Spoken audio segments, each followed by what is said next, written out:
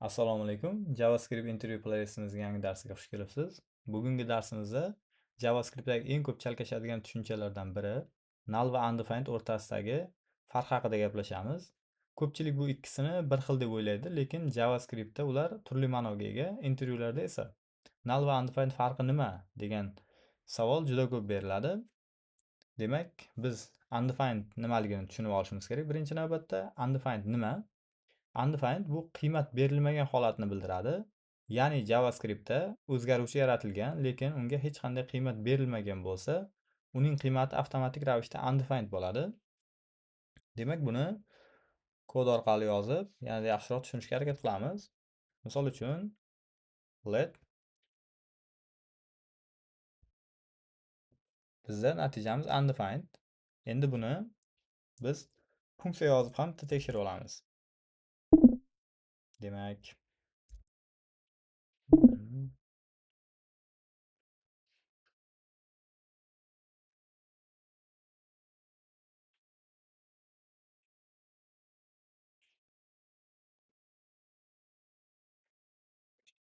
demak bu joyda ham ko'rib turganingizdek undefined chiqyapti bizda. Endi bularni tekshirib oldik. Endi null ga o'tamiz. Null nima?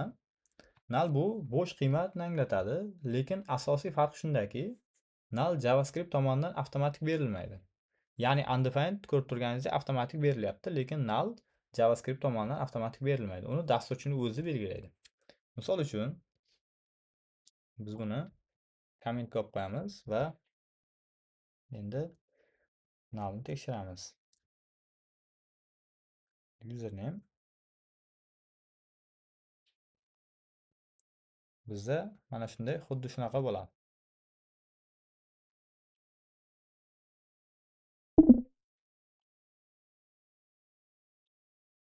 Bizda null. Xo'p, demak, biz buni type orqali endi tekshirib chiqishimiz kerak. Eng qiziq va savol paydo bo'ladigan joyi. Ya'ni console log type of undefined bizda null. Endi ko'rib turganingizdek undefinedni type undefined, lekin nullni type obyekt bo'lib chiqyapti, lekin bu joyda bizda savol paydo bo'lishi va sizni hayron qoldirishi aniq. Sababi bu JavaScriptdagi eski xatolardan biri hisoblanadi. Hozirgacha shu holat saqlanib qolgan va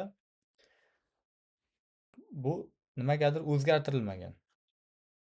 Sababini menimcha bilmaydi hech kim. Xo'p, endi buni o'tgan darsimizdagi 2 tenglik operatori va 3 tenglik operatori orqali ham tekshirib olsak bo'ladi. O'tgan darsimizda ham ko'rsatgandik. Xo'p, console log bu joyda null tenglik undefined bu yerda true va biz 3 ta tenglik operatoridan foydalansak bu false chiqaradi. Sababi qiymati va type'ini ham tekshiradi 3 taligi. Shuning uchun ular teng emas. Demak, endi real loyiha orqali ozroq misol keltiramiz. Misol uchun let user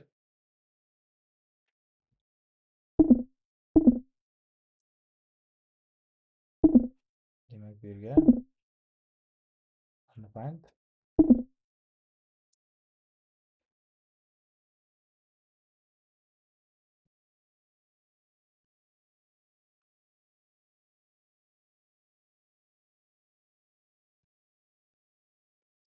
demak bu yerda ko'rib turganingizdek user topilmadi.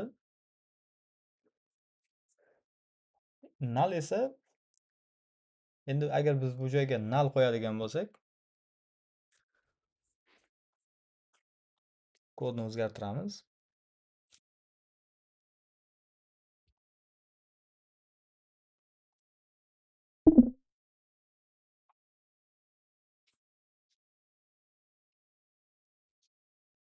Demak, userimiz login qilish kerak bo'lib qoladi. Endi mana turaversin bu. Endi null Null esa ko'pincha ataylab bo'sh qiymat berish uchun ishlatiladi. Masalan, foydalanuvchi hali tizimga kirmagan bo'lsa, biz hozir user topilmadi deganimiz uchun ozroq tushunarsiz bo'lib qolgan bo'lishi mumkin. Misol uchun login qilish kerak deb yozib qo'ysak, misol uchun bu joyga null ishlatsak bo'ladi. Endi yakuniy xulosa qiladigan bo'lsak, undefined qiymat berilmagan holat, null ataylab bo'sh qiymat berilgan holat. Mana misol uchun mana bu yerga bo'sh qiymat qo'yib qo'ydik. Undefined JavaScript tomonidan avtomatik beriladi. Null esa dasturchi tomonidan belgilanadi.